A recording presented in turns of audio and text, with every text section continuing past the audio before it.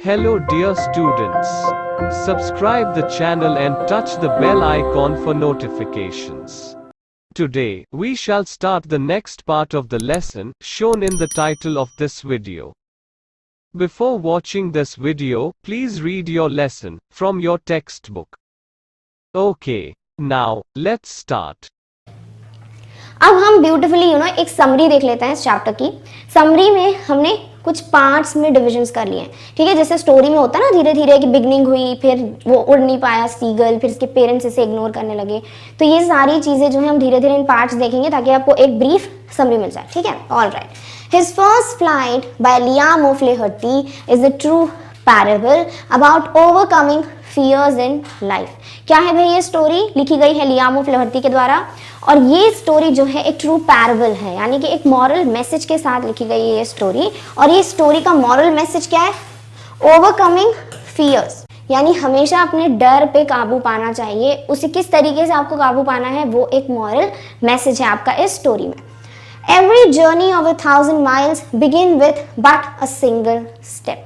कोई भी जर्नी होती है भाई, ये बहुत अच्छी कहावत है कि बिगिन तो किससे होती है? एक स्टेप से, राइट। भले ही आपको 100 miles चलना हो, 10 miles चलना हो, 5 miles चलना हो, but you will begin your journey with that one single step, right. ऐसा तो होगा नहीं कि आप यहाँ खड़े होकर एकदम से 1000 miles पहुंच जाओगे।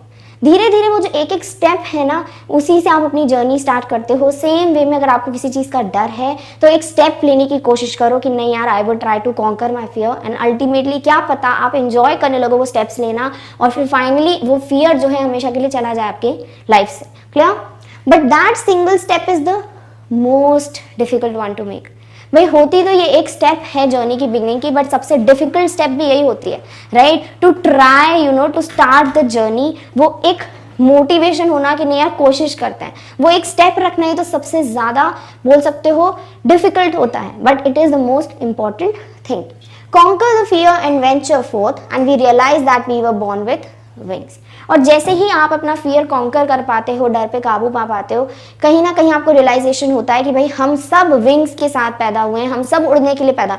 उड़ना यानी कि ऐसा नहीं बोल रहे जनरल की कभी ना कभी ऐसी बिना एरोप्लेन के उड़ने लगोगे। इसका मतलब होता है कि हर कोई अपनी फील्ड में, अपनी लाइफ में ऊंचा उड़ने के लिए ही बना होता है। हर किसी के पास वो विंग्स होते हैं, वो टैलेंट्स होते हैं, वो स्किल्स होते हैं। कहीं ना कहीं आपको एनालाइज करना पड़ता है, अपने फियर्स को कॉन्कर करना पड़ता है, वो फर्स्ट स्टेप लेनी पड़ती है अपनी लाइफ में, जो आपको आगे वो 1000 miles या 100 miles की जर्नी तक लेके जाती है। Clear? All right.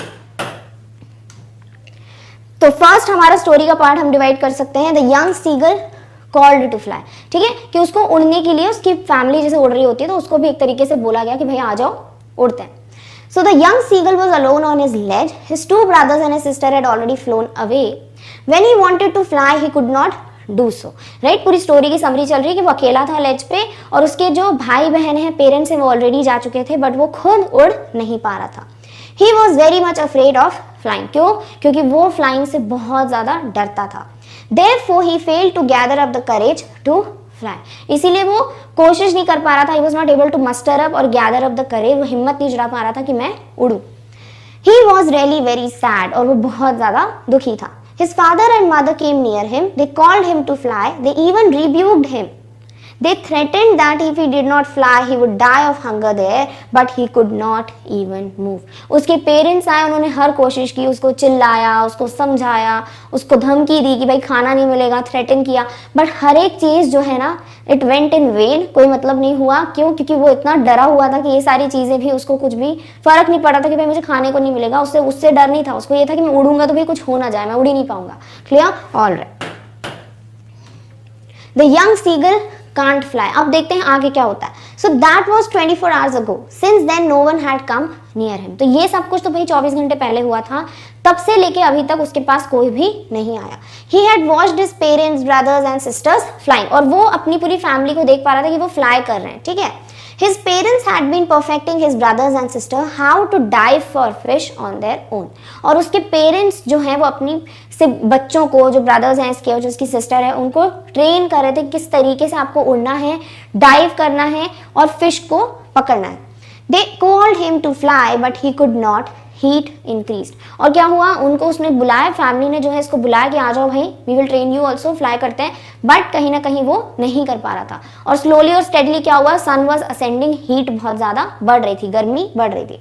The sun was rising in the sky. He felt the heat because he had not eaten since the previous nightfall. और पिछली रात से उसने कुछ भी नहीं खाया था, इसलिए इसको ये हीट और ज्यादा लग रही थी और ज्यादा गर्मी महसूस हो रही थी।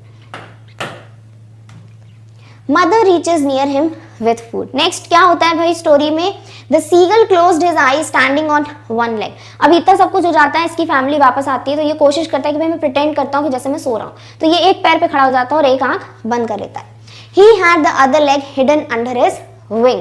He pretended to sleep, but his parents did not look at him. But उसके पेरेंट्स ने फिर भी उसको ध्यान नहीं दिया, किसी ने भी उस पर ध्यान नहीं दिया, सब उसको इग्नोर कर रहे थे, भले ही वो कोशिश कर रहे थे दिखाने की कि भाई मैं सो रहा हूँ। However, his mother was looking at him. But सिर्फ एक था कौन, उसकी मदर जो उसको देख रही थी।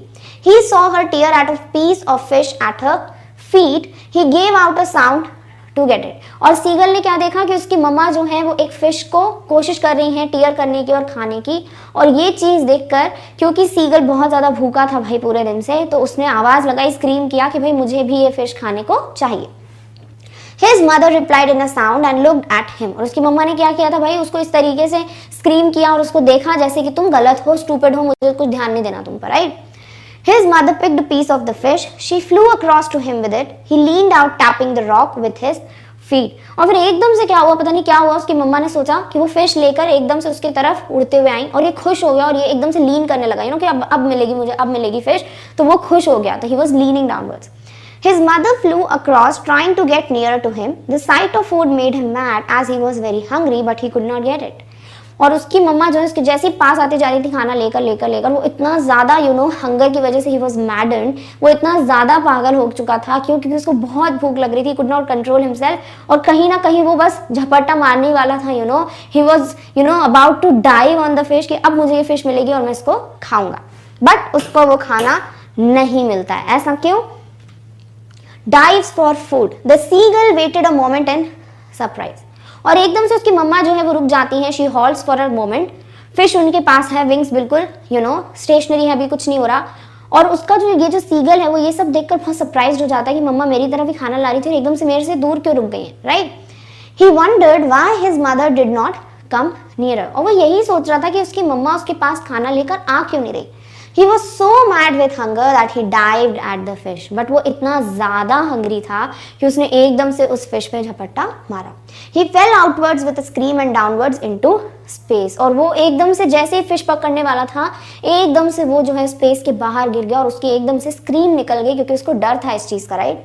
His mother had swooped upwards. As he passed beneath her, he heard the swing of her wings. और उसकी ये धीरे धीरे जो है जैसे वो गिरा, उसने कोशिश क्या की कि भाई अब मुझे, ऑब्वियसली वो अगर नहीं अपने विंग्स जो है फ्लैप करता, वो नहीं उड़ता सोर हाई, तो क्या होता, वो गिर जाता पानी में, राइट, जो कि बहुत ज़्यादा उसके लिए डरावना था। He was already afraid of this. तो उसने कोशिश क्या की, उड़ने की, और उसकी मम्मा भी जो है उसके पास आकर उड़ने लगी और ये आवाज़ जो है विंग्स की वो उसको सुनाई दे रही थी।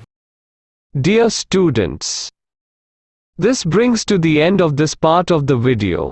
Hope you must have understood everything. Do not hesitate to put your comments, queries or questions in the comments box. Take very good care of yourselves and your family. Stay home, stay safe. We will meet again in the next part of this lesson or a new lesson. Subscribe to this channel, like this video and share it with your friends.